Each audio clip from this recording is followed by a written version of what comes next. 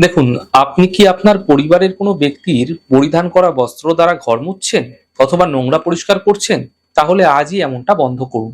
দেখুন, বিভিন্ন ক্ষতির ক্রিয়া বা বিভিন্ন তন্ত্রের ক্রিয়াতে বস্ত্র দ্বারা বিভিন্ন প্রয়োগ করা হয়ে থাকে। যেরকম ধরুন পুতুল তন্ত্র বা ভুডু তন্ত্র। এই ধরনের তন্ত্র ক্রিয়াতে সাধারণত মানুষের ক্ষতির ক্রিয়া করা হয় বস্ত্রের প্রয়োগ করে।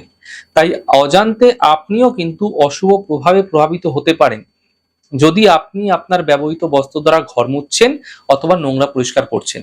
যদি এমনটি আপনারা করছেন তাহলে বিশেষ করে শারীরিক ক্ষেত্র এবং আর্থিক ক্ষেত্রে দুটোই কিন্তু ধীরে ধীরে খারাপ হতে থাকবে। আপনারা দেখতে পাবেন।